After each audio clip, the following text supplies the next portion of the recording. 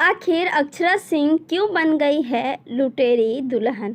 अक्षरा सिंह की कुछ video social media पे काफ़ी ज़्यादा वायरल हो रही हैं।